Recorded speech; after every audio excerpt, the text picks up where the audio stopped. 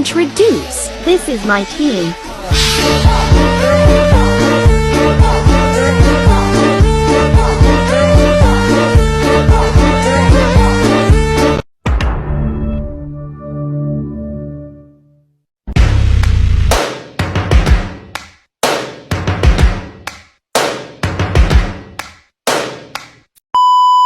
Assalamualaikum warahmatullahi wabarakatuh. Kami dari kelompok 3 Umroh Internasional. Saya Isamar Roni.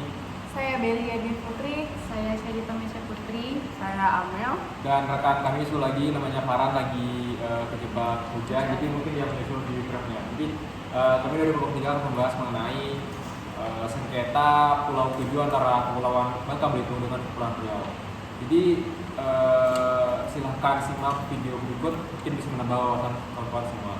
Sejarah dan sengketa permasalahan Pulau 7 antara Bangka Belitung dan Kepulauan Riau telah berlangsung sejak lama. Tepatnya tahun 2000 ketika Bangka Belitung dimekar menjadi provinsi sendiri. Pulau 7, gugusan pulau yang terletak di antara Bangka Belitung dan Kepulauan Riau, memiliki sejarah panjang terkait perebutan wilayah.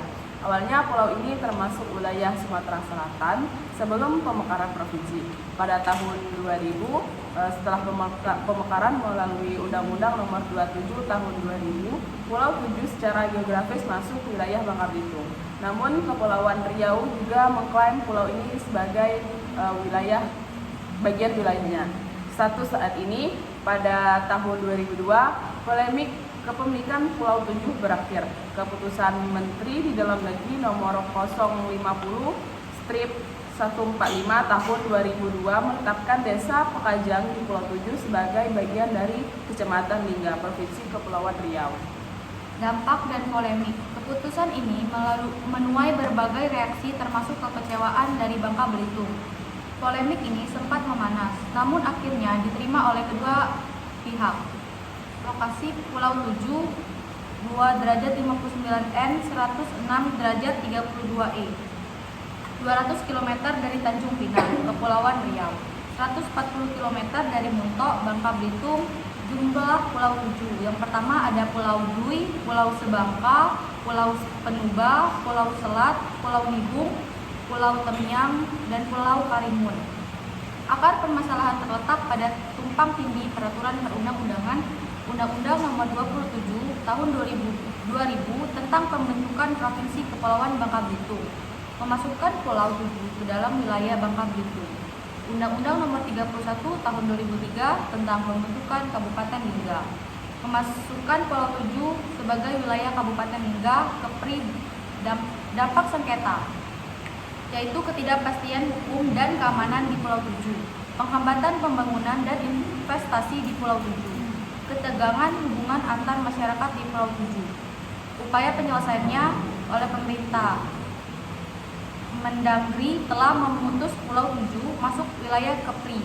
Pemerintahan pusat perlu menindaklanjuti keputusan Mendagri dengan mengeluarkan peraturan perundang-undangan yang tegas. Pemerintahan daerah perlu meningkatkan komunikasi dan koordinasi untuk menjaga keamanan dan stabilitas di Pulau 7.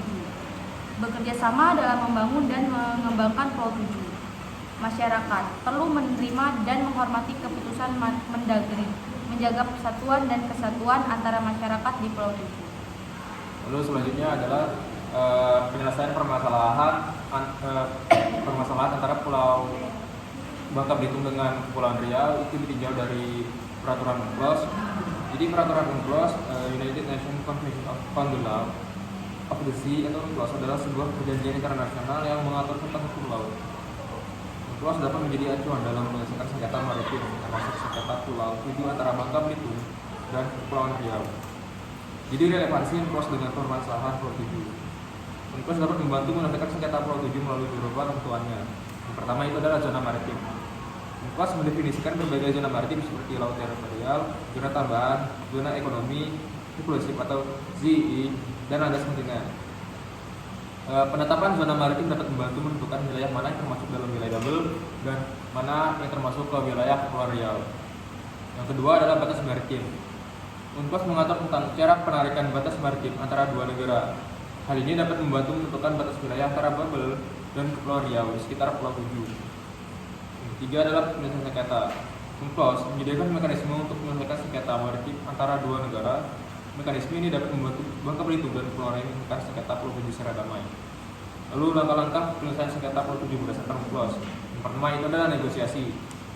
Bangka Belitung dan Kepulauan Riau dapat melakukan negosiasi langsung untuk mencapai kesepakatan tentang status Pulau Tujuh.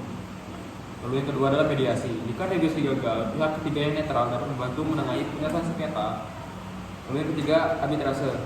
Jika mediasi gagal, Bangka Belitung dan Kepulauan Riau dapat mengajukan sengketa ke Mahkamah Arbitrase Permanen atau PCA atau badan arbitrase lainnya.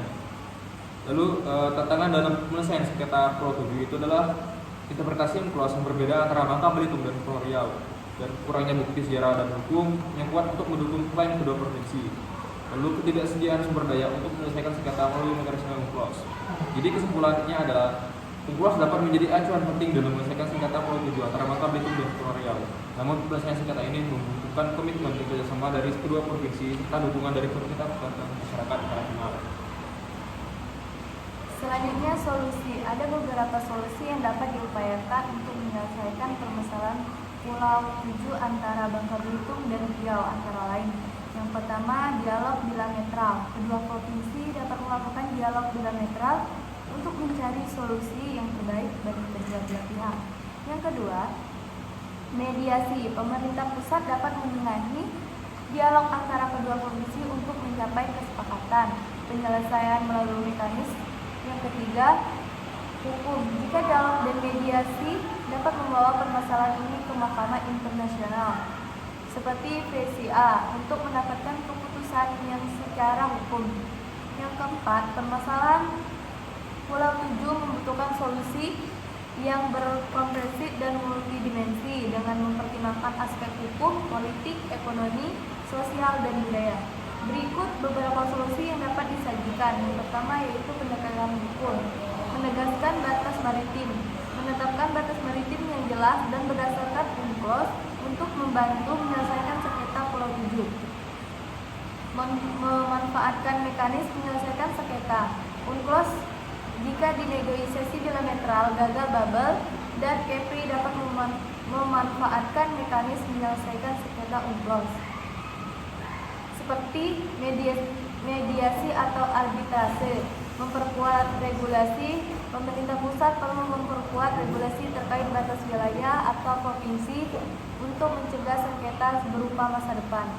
Nah, untuk yang kedua, pendekatan politik. Dialog dan diplomasi. Perlu dilakukan dialog dan diplomasi yang intensif antara pemerintah pusat, pemerintah daerah, dan Babel, Kepri, serta masyarakat setempat untuk pencapaian solusi yang win.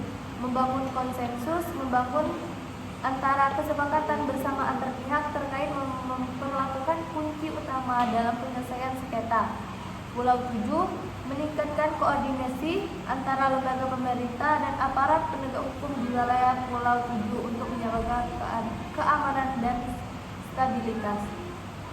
Yang ketiga, pendekatan ekonomi. Mengembangkan kondisi ekonomi bersama-sama oleh Babel dan Kepri dapat memberi manfaat bagi kedua provinsi, menciptakan kesejahteraan masyarakat, dan solusi yang dirumuskan haruslah berfokus pada peningkatan kesejahteraan masyarakat di Pulau Tujuh.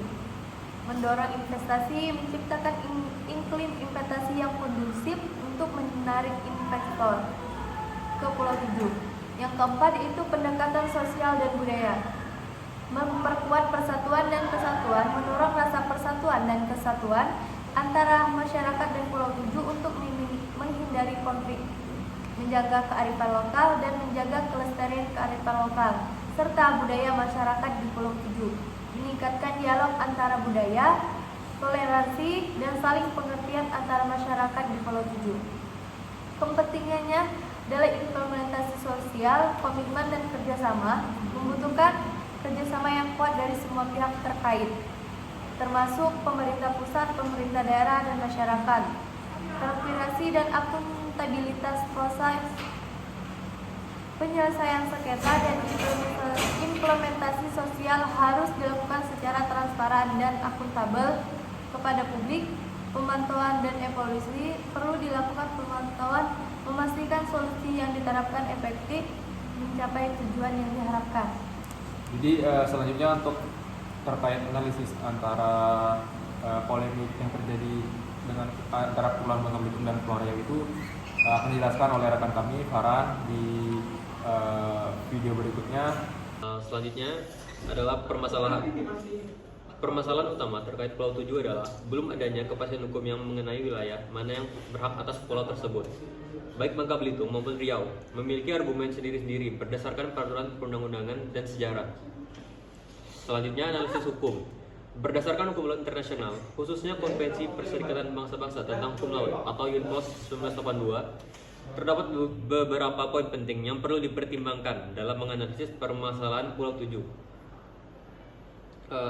Garis pangkal kepulauan UNCLOS 1982 memberikan hak-hak kepada negara kepulauan untuk menarik garis pangkal kepulauan atau archipelagic baseline dan menentukan wilayah lautnya. Baik Bangka Belitung maupun Riau memiliki garis pangkal kepulauannya sendiri. Penentuan zona ekonomi eksklusif atau ZEE. ZEE adalah wilayah laut seluas 200 mil laut diukur dari garis pangkal kepulauan. Pulau 7 terletak di dalam ZEE kedua provinsi. Selanjutnya penyelesaian sengketa. UNCLOS 1992 menyediakan mekanisme penyelesaian sengketa antara negara-negara, termasuk melalui mahkamah internasional seperti Mahkamah Arbitrase Permanen atau PCA.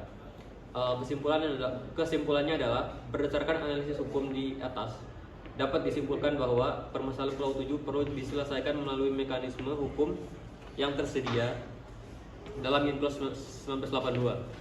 Baik Bangka Belitung maupun Riau perlu duduk bersama untuk menyelesaikan permasalahan ini secara damai dan konstruktif. Sekian dari kami tutup. Wassalamualaikum warahmatullahi wabarakatuh. Mungkin sekian dari saya. Terima kasih.